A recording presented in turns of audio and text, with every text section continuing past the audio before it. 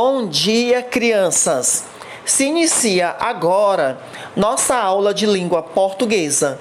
Hoje estudaremos sobre relato de viagem. A habilidade de hoje é a seguinte: ler e compreender de forma autônoma textos literários de diferentes gêneros e extensões, inclusive aqueles sem ilustrações, estabelecendo preferências por gêneros, temas, autores. Gênero textual: relato.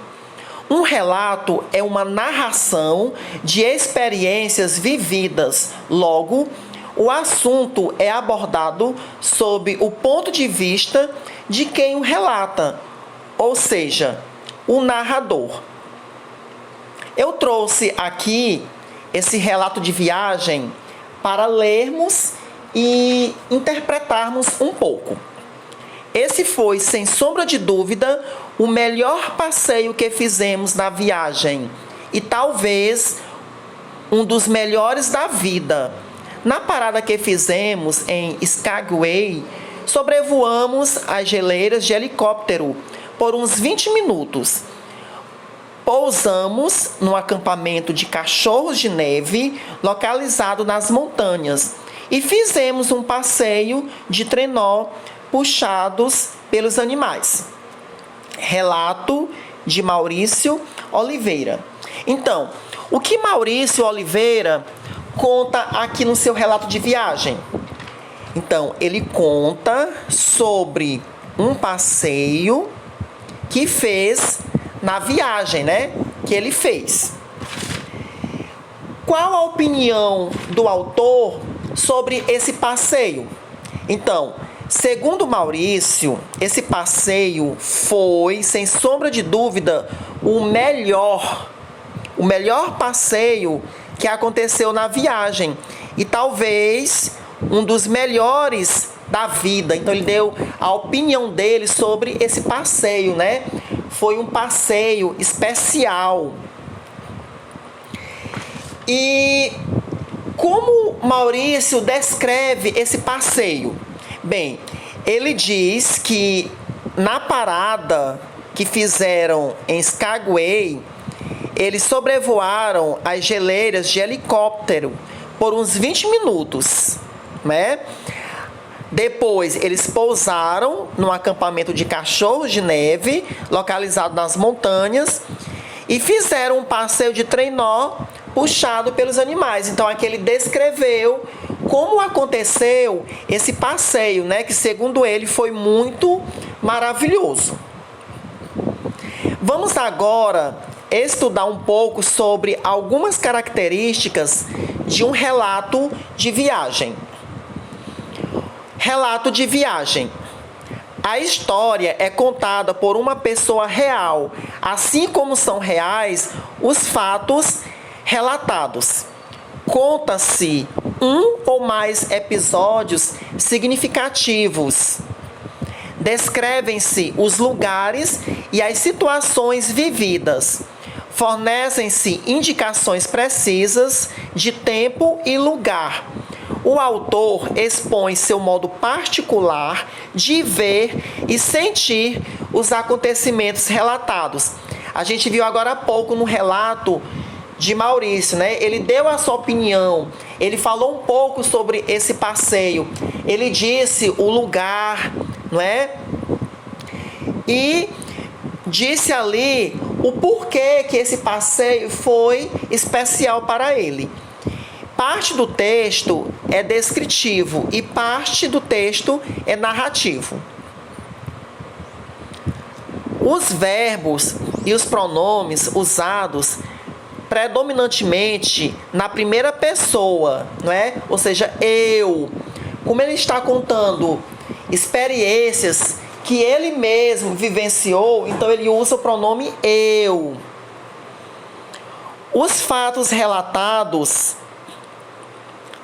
são apresentados numa sequência cronológica.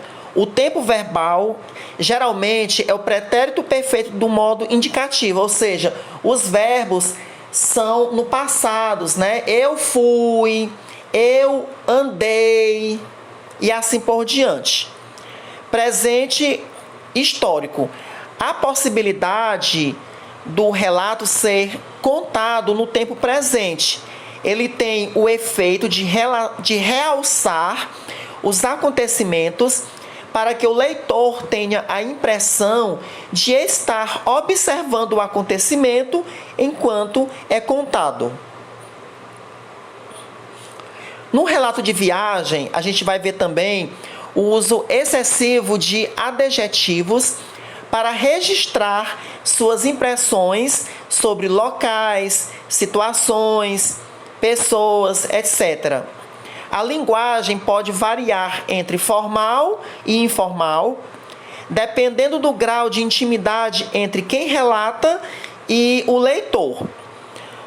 O sentido denotativo e conotativo, nem sempre uma palavra é usada com seu sentido básico, denotativo. Prevalece a subjetividade, isto é, predominam as impressões e sensações do autor. Então, como o autor dá sua opinião sobre aquilo que ele vivenciou na viagem, então diz que prevalece a subjetividade. Literatura de informação. Então, há relatos de viagem que não são só estudados pela literatura, como também têm valor de documento. Por quê? Porque narram a realidade fatual. Um exemplo clássico de um relato que é usado como documento é a carta de Pero Vaz de Caminha ao rei de Portugal, onde nesse relato ele faz um relato da viagem que fez ao Brasil, né, descrevendo as características do Brasil recém-descoberto para o rei de Portugal. Vamos ler um pouco sobre esse relato de Pero Vaz de Caminha ao rei de Portugal. Esta terra, Senhor, parece-me que da ponta que mais contra o sul vimos até a outra ponta que contra o norte vem. Haverá nela bem 20 ou 25 léguas de costa. Traz ao longo do mar, em algumas partes grandes, barreiras, umas vermelhas e outras brancas. E a terra de cima toda chã e muito cheia de grandes arvoredos, de ponta a ponta de toda a praia, muito chã e muito formosa. Pelo sertão nos pareceu vista do mar, muito grande. Então,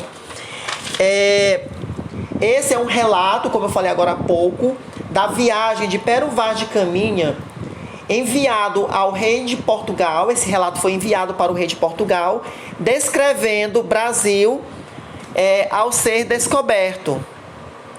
E esse relato ele é usado como documento, né? O objetivo do relato de viagem. Então, o objetivo de um relato de viagem é propor reflexões, explicar, orientar, opinar, influenciar o imaginário coletivo, sempre com base na realidade. Nós temos aqui outro relato de viagem para vermos, não é, essas características, que é de opinar, de influenciar o imaginário, sempre com base em algo real. Então, vamos ler mais esse relato aqui de viagem. Já ancorado na Antártica, ouvi ruídos que pareciam de fritura. Pensei, será que até aqui existem chineses fritando pastéis? Eram cristais de água doce congelada que faziam aquele som quando entravam em contato com a água salgada. O efeito visual era belíssimo. Pensei em fotografar, mas falei para mim mesmo: calma, você terá muito tempo para isso. Nos 637 dias que seguiram, o fenômeno não se repetiu. As oportunidades são únicas. Autor desse relato, Amir Klink. Então, nesse relato aqui, ele fala um pouco sobre um fenômeno, né, que ele observou durante a viagem. E ele dá aqui a sua opinião. Ele diz que esse fenômeno foi um efeito visual belíssimo, não é? E que fenômeno é esse mesmo aqui que ele fala? É um fenômeno em que cristais de água doce congelada, ao entrar em contato com água salgada, fazia um barulho, né, que se assemelhava à fritura de um pastel. Então, aqui nós temos a estrutura de um relato de viagem. Nós temos o enredo. Aqui, a ação do relato é composta por uma sequência de fatos vivenciados em um determinado tempo e espaço. Fazem parte do enredo a situação inicial, desenvolvimento, clímax e o desfecho. O espaço é o ambiente em que as personagens circulam e onde se desenvolve o relato. O foco narrativo, a posição do narrador em relação à narrativa. O narrador é personagem. Os verbos estarão na primeira pessoa. O tempo, quando acontece o relato, classificado como cronológico, marcas temporais no texto. E os personagens são os seres que participam da história narrada. Podem ser protagonistas, antagonistas e secundários. Na situação inicial, em um relato de viagem, a gente terá a composição do cenário, da narrativa e da apresentação de seus personagens marcados pelo uso de texto descritivo e adjetivos. No desenvolvimento, focados na ação narrativa e marcados pelo pretérito perfeito do verbo. Os fatos serão narrados no passado, por isso os verbos serão pretérito, ou seja, darão ideia de passado. O clímax, ponto alto da história, uso de verbos de ação, discurso direto e indireto. E o desfecho é o final da viagem, encerramento do relato. Espero que vocês tenham gostado um pouco dessa aula que falou sobre relato de viagem, né? Espero que vocês tenham aprendido bastante. E no grupo agora teremos atividade sobre esse tipo de texto, né? Relato de viagem. A todos vocês, meu muito obrigado e até a nossa próxima aula.